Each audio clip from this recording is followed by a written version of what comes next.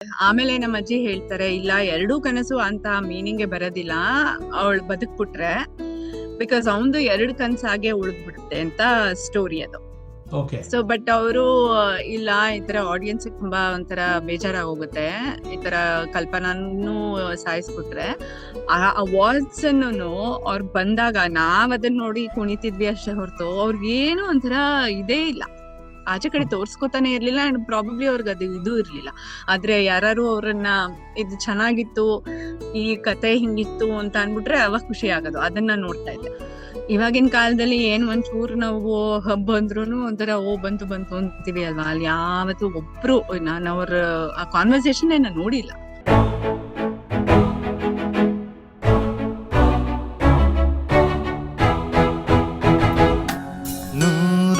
ನೂರೊಂದು ನೆನಪು. ಆಗ್ಲೇ ಮಾತಾಡ್ತಾ ಇದ್ವಿ. ಈಗ ನಿಮ್ಮ ತಂಗಿಯವ್ರ ಬಗ್ಗೆ ಮಾತಾಡಿದ್ವಿ, ನಿಮ್ಮ ಅಜ್ಜಿಯವ್ರು ಮಾಡ್ತಿದ್ದ ಆ ಮೆಂತ್ಯ ಗೊಜ್ಜದ ಬಗ್ಗೆ ಮಾತಾಡಿದ್ವಿ.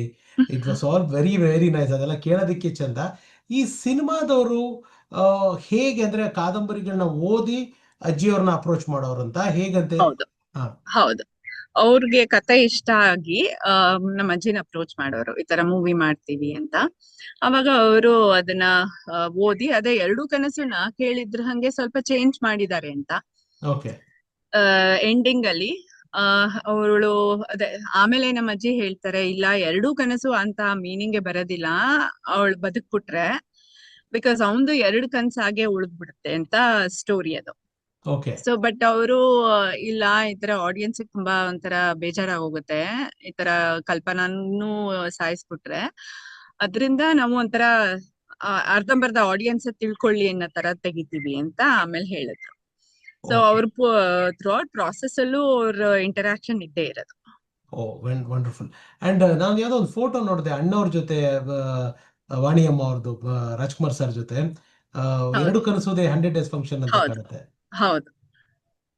ಸೊ ಅಣ್ಣವ್ರ ಬಗ್ಗೆ ಮಾತಾಡಿದ್ದು ಇದು ಏನಾದ್ರೂ ನೆನಪಿದೆಯಮ್ಮ? ಪುಟ್ಟಣ್ಣ ಅವ್ರ ಬಗ್ಗೆ, ರಾಜ್ಕುಮಾರ್ ಸರ್ ಬಗ್ಗೆ ಏನಾದ್ರೂ ಮಾತಾಡಿದ್ದು ವಾಣಿಯಮ್ಮ ಅವರು? ಅವ್ರದ್ದು ಒಂದೇ ಏನ ಇದು ಅಂದ್ರೆ, ಅವ್ರ ಆಚೆ ಕಡೆ ವರ್ಲ್ಡ್ ಅನ್ ಒಳಗ್ ತರ್ತಿರ್ಲಿಲ್ಲ. ಯಾ ಅವ್ರು ಆಚೆ ಏನಾಯ್ತೋ ಅದೇ ಹೇಳದ್ನಲ್ಲ, ಅವ್ರ ಪ್ರಶಂಸೆ ಅದೆಲ್ಲ ಅವ್ರಿಗೆ ಏನು ಇದೇ ಇರ್ಲಿಲ್ಲ. ಸೊ ಆಚೆ ಕಡೆ ಪ್ರಪಂಚದ ಅಷ್ಟು ಒಳಗಡೆ ಏನು ಮಾತೇ ಆಡ್ತಿರ್ಲಿಲ್ಲ ಅವರು. ಸೊ ನಮ್ಗ ಅವ್ರ ಆಚೆ ಹೋಗ್ಬಿಟ್ ಬಂದ್ರು, ಸನ್ಮಾನ ಮಾಡಿಸ್ಕೊಂಡ್ ಬಂದ್ರು, ಅದ್ರ ಬಗ್ಗೆ ಇವಾಗಿನ ಕಾಲದಲ್ಲಿ ನಮ್ಗ ಒಂಚೂರು ಏನೋ ಸಿಕ್ಬಿಟ್ರೆ ಅಯ್ಯೋ ಸಿಕ್ತು ಅಂತಿರ್ತೀವಿ ಅಲ್ವಾ. ಆದ್ರೆ ಅವರು ಎಷ್ಟ ಸನ್ಮಾನ ಮಾಡಿ, ಎಷ್ಟು ನಮ್ಮನೇಲಿ ಅವಾರ್ಡ್ಸ್ ಎಷ್ಟಿತ್ತು ಅಂದ್ರೆ ಇವಾಗ ನಾನು ಇಲ್ಲಿ ಇಟ್ಕೊಂಡಿದೀನಿ ಎಲ್ಲಾನು.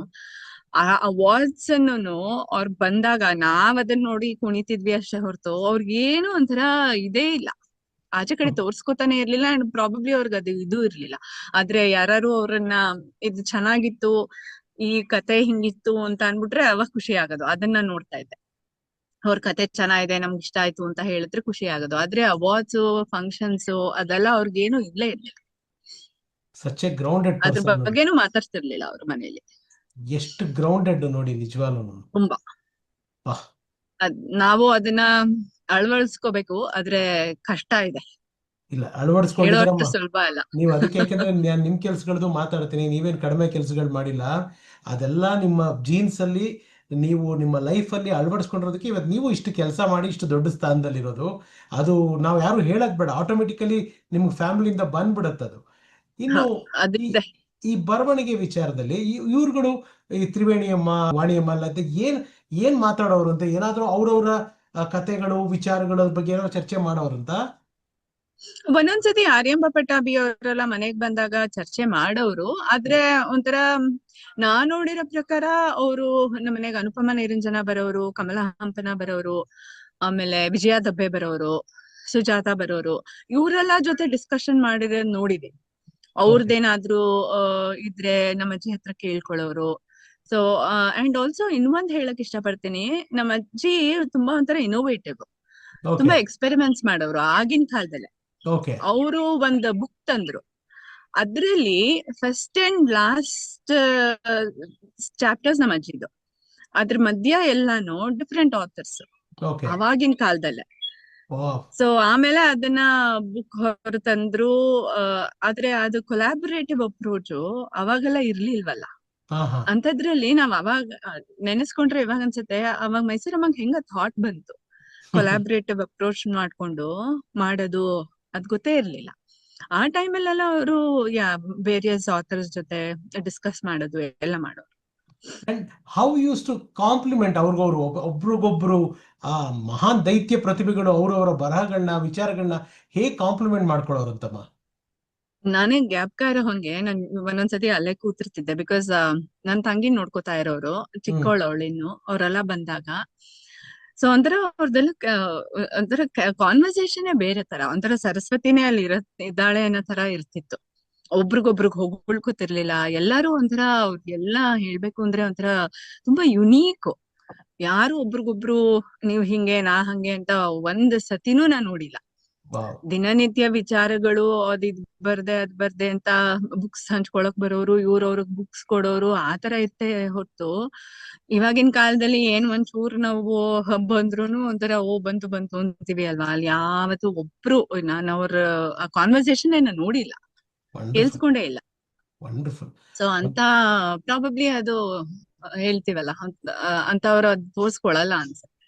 Wonderful, so nice. And next generation ಅಂದ್ರೆ ನಿಮ್ ಜನರೇಷನ್ಗಿಂತ ನಿಮ್ಮ ತಂದೆ ಅವರ ಸಿಬ್ಲಿಂಗ್ಸು ಈ ಬರವಣಿಗೆ ಇನ್ಯಾರಿಗಾದ್ರೂ ಬಂತ ಫ್ಯಾಮಿಲಿನಲ್ಲಿ? ಎಲ್ಲಾರ್ಗೂ ಬಂದಿದೆ. ಅದು ಓಕೆ. ಒಂಥರ ರಕ್ತಗತವಾಗಿ ಓಕೆ. ಕ್ಯಾನಡಾ ನನ್ ಕಸಿನ್ ವಾಣಿ ಅಂತ ಇದ್ದಾಳೆ, ಅವಳು ವಾಣಿ ಅಂತಾನೆ ಅವಳ ಹೆಸರು. ಓಕೆ. ಸೊ ಅವಳು ಬರೀತಿದ್ಲು. ಅಂಡ್ ಇನ್ನೊಂದು ಅವ್ರದ್ದು ಏನು ಅಂದ್ರೆ ನಮ್ಮ ಅಜ್ಜಿದು, ಯಾರ್ ಏನೇ ಮಾಡಿದ್ರು ಡೈರಿಲ್ ಬರೀತಾ ಇದ್ರು. ಓ. ಸೊ ನಾನ್ ಫಸ್ಟ್ ಇಂಕ್ ಪೆನ್ ಯೂಸ್ ಮಾಡ್ದೆ ಅಂತ ನನ್ ತಂಗಿ ಹೇಳ್ತಿರ್ತಾಳೆ, ಮೈಸೂರಮ್ಮ ನೀನ್ ಇಂಕ್ ಪೆನ್ ಯೂಸ್ ಮಾಡ್ದೆ ಅಂತ 1982 ಬರ್ತಿದ್ದಾರೆ ದೀಪ್ಸಿ ಅಂತ. ಸೊ ಹಂಗೆ ಅವ್ರೆಲ್ಲಾ ಜರ್ನಲಿಂಗ್ ಮಾಡೋರು, ಅದ್ರಲ್ಲಿ ಬರ್ತಿದ್ದಾರೆ ಓ ನನ್ ಮೊಮ್ಮಗಳು ವಾಣಿ ಈ ತರ ಬರದ್ಲು. ಅಂಡ್ ಅವಳುನು ಅಷ್ಟೇ ಕ್ಯಾನಡಾಲ್ ಇದ್ದು ಅಲ್ಲಿಂದ ಕಲ್ಸೋಳು, ನಾ ಈ ತರ ಬರ್ತಿದ್ದೀನಿ ನೋಡಿ ಅಂತ ಎಲ್ಲ ಜೋಪಾನವಾಗಿ ಎತ್ತಿಟ್ಕೊಳ್ಳೋರು. ಸೊ ಇವತ್ಗುನು ಈಗ ನನ್ ಮಗ್ಳುನು ಬರೀತಾಳೆ. ಓ ನೈಸ್. ಈಗ್ಲೂ ಅವಳಿಗೆ ಅದು ಒಹೈಯೋ ಸ್ಟೇಟ್ಗೆ ಅವಾರ್ಡ್ ಬಂದಿದೆ. ಸೊ ಇಲ್ಲೂ ಸಿಟಿನೂ ರೆಕಗ್ನೈಸ್ ಮಾಡ್ತಾ ಇದೆ. ಸೊ ಪ್ರಾಬಬ್ಲಿ ಅದು ನನ್ಗೆ ಗೊತ್ತಿರೋ ಹಂಗೆ ಅದು 4 ವರ್ಷ ಏನೋ ಇತ್ತು. ಆ ಮನೆಗ್ ಬಂದ್ಬಿಟ್ಟು ಸ್ಕೂಲಿಂದ ಕಿಂಡರ್ ಗಾರ್ಡನ್ಗೆ ಹೋಗೋಳು. ಮನೆಗ್ ಬಂದ ತಕ್ಷಣ ಊಟ ಎಲ್ಲ ಮಾಡಿದ್ಮೇಲೆ ತಾನ್ ಪಾಡಿ ಕೂತ್ಕೊಂಡ್ ಬರೆಯೋಳು. ಆಮೇಲೆ ಒಂದಿನ ಒಂದ್ ಬುಕ್ ಅಲ್ಲಿ ಒಂದು 10-15 ಶಾರ್ಟ್ ಸ್ಟೋರಿ ಬರ್ದಿದ್ರು, ಪುಟ್ ಪುಟ್ ಕಥೆಗಳು. ನಾ ಇದೇನ್ ಬುಕ್ಕು ಅಂತ ನೋಡಿದ್ರೆ ಅದ್ರಲ್ಲಿ ಕಥೆಗಳು ಬರ್ದಿದೆ ವಾವ್. ಕುತ್ಕೊಂಡು. ಅವಾಗ ಅನ್ಕೊಂಡೆ ಓ ಬಂದಿದೆ ಅದು. ಜೀನ್ಸ್ ದ ಲೆಗಸಿ ಆತರ ಹಸ್ ಬೀನ್ ಕ್ಯಾರಿಡ್ ಅಷ್ಟೇ ಅದು. ಕ್ಯಾರಿಯಿಂಗ್, ಹೌದು. ನನ್ಗೆ ಹೇಳು ಇಲ್ಲ ಅವಳು ನನ್ ಕತೆ ಬರೀತೀನಿ ಅಂತ. ಒಂದೊಂದ್ ಚಿಕ್ಕ ಚಿಕ್ಕ ಇನ್ಸಿಡೆಂಟ್ಸ್ ನಮ್ಮನೇಲೆ ಏನೇನ್ ಆಗತ್ತೋ ಅದನ್ ಅವ್ರ ತಂದೆ ಒಂದ್ ಕಾರ್ ತಗೊಂಡ್ರೆ ಅದಕ್ಕೆ ಒಂದ್ ಕತೆ ಬರ್ತಿದೆ. ವಾವ್. ಅವಾಗ ಅನ್ಕೊಂಡೆ ಓ ಅದು ಜೀನ್ಸ್ ಅಲ್ಲಿ ಬಂದಿದೆ ಅಂತ. ಹಂಗೆ ಎಲ್ಲಾ ನಮ್ಮನೇಲಿ ಎಲ್ಲಾರು ಓದ್ತಾರೆ. ವೆರಿ ನಮ್ಮ ನೈಸ್. ಅಜ್ಜಿದು ಓದೋ ಹವ್ಯಾಸ ಅಷ್ಟ್ ಜನಕ್ಕೂ ಬಂದಿದೆ. ಸೊ ನನ್ ಎಲ್ಲಾರ್ಗು ಪಾಸ್ಟ್ ಟೈಮ್ ಏನು ಅಂದ್ರೆ ಟಿವಿ ಗಿವಿ ಇಲ್ದೆ ಎಲ್ಲ ಓದ್ತೀವಿ. ಸೊ ಇವತ್ಗೂ ನನ್ ಮಗಳು ಓದೋದೇ ಹವ್ಯಾಸ ಅವಳಿಗೆ. ತುಂಬಾ ಇಷ್ಟ ಓದೋದು. ಈಗ ಬೇರೆ ಮಕ್ಕಳೆಲ್ಲ ಇಂಟರ್ನೆಟ್ ನೋಡ್ತಾರೆ, ಸೋಷಿಯಲ್ ಮೀಡಿಯಾ ನೋಡ್ತಾರೆ, ಅವಳು ಫಸ್ಟ್ ಓದ್ತಾಳೆ ಆಮೇಲೆ ಅದೆಲ್ಲ. So wonderful. ಅದು ಅಜ್ಜಿಯಿಂದ ಬಂದಿದೆ, ನಮ್ಮ ವಂಡರ್ಫುಲ್. ಅಜ್ಜಿಯಿಂದ. ಅವಳ ಮುತ್ತಜ್ಜಿ ಆಗತ್ತ ಅವಳಿಗೆ. ಸೊ ಆ ಮುತ್ತಜ್ಜಿದು ಬಂದಿದೆ ಜೀನ್ಸ್. ಇನ್ನು ನಿಮ್ಮ ತಂದೆ ತಾಯಿ ಅವ್ರ ಬಗ್ಗೆ ಹೇಳೋದಾದ್ರೆ ಅಮ್ಮ, ನಿಮ್ಮ ತಂದೆ ತಾಯಿ ನಿಮ್ಮ ಒಂದು ಬಾಲ್ಯ ಎಲ್ಲ ಯಾವ ರೀತಿ ಇತ್ತು? ಅಜ್ಜಿದ್ ಹೇಳಿದ್ರಿ, ಅಜ್ಜಿದ್ ಬಿಟ್ಟು. ಅಜ್ಜಿ ಬಿಟ್ಟು ನಮ್ ಬಾಲ್ಯನ ಹೇಳಿದ್ನಲ್ಲ, ನಮ್ ತಂದೆ ತಾಯಿ ಇಬ್ರು ಕೆಲ್ಸ ಮಾಡ್ತಾ ಇದ್ರು. ಇವ್ ನಿಮ್ ಅದೇ ಇಬ್ರೇ ಮಕ್ಳ, ಒಂದ್ ನೀವು ನಿಮ್ ತಂಗಿ ಇಬ್ರೇ ಮಕ್ಳ? ಅಷ್ಟೇ ಅಷ್ಟೇ ಓಕೆ. ಇಬ್ರೆ. ಸೊ ಬೀದಿ ತುಂಬಾ ಮಕ್ಳಿದ್ರು. ಸೊ ಎಲ್ಲಾರುನು ನಮ್ಮನೆಗೆ ಆಟ ಆಡಕ್ ಬರೋರು, ಯಾಕಂದ್ರೆ ನಮ್ದು ದೊಡ್ಡ ಅಂಗಳ ಇತ್ತು. ಸೊ ಜೂಟಾಟ ಆಡೋದಾಗ್ಲಿ ಅಥವಾ ಕುಂಟಬಿಲ್ಲೆ ಆಡೋದಾಗ್ಲಿ, ಅದ್ ಕಡ್ಪಾ ಕಳ್ಗಲ್ಲಿತ್ತು. ಆ ಮನೇಲಿ 100 ವರ್ಷದ ಹಳೆ ಮನೆ, ಹ್ಮ್ ಕಡ್ಪಾ ಹ್ಮ್. ಕಳ್ಳಿತ್ತು, ಅದ್ರಲ್ಲೇ ನಾವು ಕುಂಟಬಿಲ್ಲೆ ಆಡ್ತಾ ಇದ್ವಿ. ಸೊ ಒಂದ್ 30-40 ಜನ ಮಕ್ಳು ನಮ್ಮನೇಲೇ ಇರೋರು ಸಮ್ಮರ್ ಹಾಲಿಡೇಸ್ ಅಲ್ಲಿ. ಸೊ ಬೆಳಗ್ಗೆ 8 ಗಂಟೆಗೆ ಬಂದ್ಬಿಟ್ರೆ ಅವರು ರಾತ್ರಿ 10 ಗಂಟೆವರೆಗೂ ನಮ್ಮನೇಲೇ ಇರೋರು. ಹಂಗೆ ನಾವ್ ಒಂಥರ ತುಂಬಾ ಜನದ ಜೊತೆ ಬೆಳೆದ ಅಭ್ಯಾಸ. ಮನೇಲೇ ನಾವು ಹುಟ್ಟಿದಾಗ್ಲೇ ಜಾಯಿಂಟ್ ಫ್ಯಾಮಿಲಿ. ಸೊ ಅದಾದ್ಮೇಲೆ ಈ ತರ ಫ್ರೆಂಡ್ಸು ತುಂಬಾ ಜಾಸ್ತಿ, ನಮ್ಮನೆಗ್ ಬರೋರು ತುಂಬಾ ಜಾಸ್ತಿ. ಸೊ ಹಂಗಾಗಿ ತುಂಬಾ ಜನದ ಜೊತೆ ಬೆಳ್ದಿದ್ದೀನಿ. ನೀವ್ ಓದಿದ್ದು ಎಲ್ಲಮ್ಮ, ಎಲ್ಲಿ ಓದಿದ್ದು? ನಾನು ಕ್ರೈಸ್ಟ್ ಕಾನ್ವೆಂಟ್ ಸ್ಕೂಲು, ಓ, Marimallappa pre university, JC Jayachamarajendra college of engineering ಅಲ್ಲಿ ಇಂಜಿನಿಯರಿಂಗ್ ಮಾಡಿದೆ. ಓಕೆ. ನಿಮ್ಮ ಮದುವೆ ಆಗಿದ್ಯಾ ಅವಾಗ? ನಂದು 2005 ಅಲ್ಲಿ ಓಕೆ ನಾನು ಇಲ್ಲಿ ಕ್ಯಾನಡಾಲ್ ಓದ್ತಾ ಇದ್ದೆ. ಓಕೆ ಈಗ ನಂಗೆ ಇವ್ರು ಸಿಕ್ಕಿದ್ರು. Okay super. ಅಂದ್ರೆ ಆ, ಅರುಣ್ ಸರ್ ಅಲ್ಲ, ಯಜಮಾನ್ರು ಹ್ಮ್. ಅರುಣ್ ಅವರು, ಅರುಣ್ ಹೌದು. ಸರ್ ಸಿಕ್ಕಿದ್ರು. ಮದುವೆ ನೀವು ಅಂದ್ರೆ ಡೈರೆಕ್ಟ್ ಅಲ್ಲಿಗೆ ಹೋಗ್ಬಿಟ್ರ ಅಂದ್ರೆ ನಾನು ಕೇಳ್ಪಟ್ಟೆ ಸಾಕಷ್ಟು ಅಮೆರಿಕದ ಬೇರೆ ಬೇರೆ ಜಾಗಗಳಲ್ಲಿ ತಾವು ಇದ್ದೆ. ಮಾಡ್ಕೊಂಡು ಬೇರೆ ಬೇರೆ ಕಲ್ಚರ್ಗಳನ್ನ ಇದನ್ನೆಲ್ಲ ಕಲ್ತ್ಕೊಂಡಿದ್ದೀರಾ ಅಂತ. ನಿಮ್ಮ ಆವತ್ತಿನ ಆ ದಿನಗಳ ಬಗ್ಗೆ ಹೇಳೋದಾದ್ರೆ. ನಾನು ಇಲ್ಲಿ ಮದ್ವೆ ಆಗಿ ಬಂದು ನಾ ಇಲ್ಲೇ ಓದ್ತಾ ಇದ್ದೆ. ಹ್ಮ್. ಅದ್ರಿಂದ ಕ್ಯಾನಡಾಲ್ ಓದ್ತಾ ಇದ್ದೆ, ಇವ್ರು ಓಕೆ ಅಮೆರಿಕಾಲಿ. ಸೊ ಕ್ಯಾನಡಾಯಿಂದ ಅಮೆರಿಕಾಗ್ ಬಂದೆ. ಅದಾದ್ಮೇಲೆ 6 ತಿಂಗಳಲ್ಲಿ ಕೆಲಸ ಸಿಕ್ತು. ಸೊ ನಾನು ಸಾಫ್ಟ್ವೇರ್ ಇಂಜಿನಿಯರು, ಅವರು ಸಾಫ್ಟ್ವೇರ್ ಇಂಜಿನಿಯರು. ಸೊ ನಮ್ಗೆ ಒಂದೇ ಕಡೆ ಕೆಲಸ ಸಿಕ್ತಿರ್ಲಿಲ್ಲ.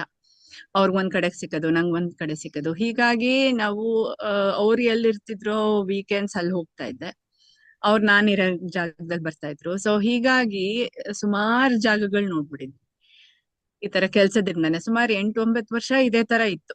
ಓಕೆ ನಾನ್ ಒಂದ್ ಕಡೆ ಕೆಲಸ ಮಾಡ್ಕೊಂಡಿರ್ತಾ ಇದ್ವಿ. ಓಕೆ ಆಮೇಲೆ ಒಂದ್ ಇಲ್ಲ ಈ ತರ ಈ ಸೆಟಲ್ ಆಗ್ಬೇಕು, ಈ ತರ ಓಡಾಡ್ಕೊಂಡೇ ಇದ್ರೆ ಕಷ್ಟ ಆಗತ್ತೆ ಅಂತ ಆಮೇಲೆ ಒಂದ್ ಜಾಗದಲ್ಲಿ ನೆಲ್ಸಿದ್ವಿ. ಅಪ್ಪ ಅಮ್ಮ ಎಷ್ಟು ಮಿಸ್ ಮಾಡ್ಕೊಡೋರು ನಿಮ್ಮನ್ನ, ನೀವು ಇಲ್ಲಿ ಬೇರೆ ದೇಶಕ್ಕೆ ಹೋಗ್ಬಿಟ್ಟಾಗ? ಇರುತ್ತೆ ಅಲ್ವಾ, ಅದು ನಮ್ ತಂದೆಗಂತೂ ತುಂಬಾ ಹೆದರಿಕೆ ಇತ್ತು, ಓದಕ್ ಕಲ್ಸಕ್ಕೇನೆ ಹೆದರಿಕೆ ಇತ್ತು. ಓಕೆ ಅಯ್ಯೋ ಬೇರೆ ದೇಶ, ಬೇರೆ ಇದು. ಅವ್ರ ಹೇಳದ್ನಲ್ಲ, ನಮ್ಮ ಅಜ್ಜಿ ನೋಡ್ಕೊಂಡಿದ್ದು ಕಣ್ಣಲ್ ಕಣ್ಣಿಟ್ ನೋಡ್ಕೊಂಡ್ರು, ನಮ್ ತಂದೆ ತಾಯಿನೂ ಕಣ್ಣಲ್ ಕಣ್ಣಿಟ್ ನೋಡ್ಕೊಳ್ಳೋರು. ಅದೊಂಥರ ಅವ್ರಿಗೆ ಹೆದರಿಕೆ ಇರುತ್ತೆ ಅಲ್ವಾ. ಒಂದ್ ಮೈಸೂರಲ್ಲಿ ಒಂದು ಕುಟುಂಬದಲ್ಲಿ ಬೆಳೆದು ಬೇರೆ ಜಾಗಕ್ಕೆ ಒಬ್ಳೆ ಹೋಗೋದು ಹೆಣ್ಮಗು ಅಂದ್ರೆ ಕಷ್ಟ ಅಂತ. ಬಟ್ ನಮ್ ತಾಯಿ ಪ್ರೋತ್ಸಾಹ ಮಾಡಿದ್ರು, ಇಲ್ಲ ಹೋಗ್ಲಿ, ಓದ್ಲಿ ಅಂತ. ಸೊ ಹಂಗಾಗಿ ಕಲ್ಸಿದ್ರು. ಕೊನೆ ಅವ್ರಿಗೆ ಇಷ್ಟ ಇರ್ಲಿಲ್ಲ, ಆದ್ರೂ ಕಲ್ಸಿದ್ರು. ಓಕೆ. ಅಂಡ್ ವಾಣಿಯಮ್ಮ ಯಾವಾಗಮ್ಮ, ಅಂದ್ರೆ ಏನಾಗಿತ್ತು ವಾಣಿಯಮ್ಮಗೆ? ಇಲ್ಲ, ನಾನು 10 ವರ್ಷದಲ್ಲಿ ನಾವ್ ತಿಳ್ಕೊಂಡಿರೋದೇನು ಅಂದ್ರೆ, ಅದು ಜನದ ಪರ್ಸ್ಪೆಕ್ಟಿವ್ ನೀವು ಚೇಂಜ್ ಮಾಡಕ್ ಆಗಲ್ಲ ಅಲ್ವಾ. ಹೌದು. ನಿಮ್ಮ ಧ್ಯೇಯ ಏನಿದೆ, ನಿಮ್ ಫೋಕಸ್ ಏನಿದೆ, ನೀವ್ ಏನ್ ಮಾಡ್ಬೇಕು ಅಂತ ಅನ್ಕೊಂಡಿದ್ರಿ, ಅದನ್ನ ನಾವು ಒಂಥರ ಕಟ್ನಿಟ್ಟಾಗಿ ಕೆಲಸ ಮಾಡಿದ್ರೆ, ಅವಾಗ ಬೇರೆಯವ್ರಿಗೆ ಅವ್ರಿಗೆ ಏನ್ ಅನ್ಸತ್ತೋ ಅನ್ಸಲ್ವೋ ಅದು ನಾವ್ ಅದನ್ನ ತಲೆ ಕೆಡ್ಸ್ಕೋಬಾರ್ದಲ್ವಾ. ಸೊ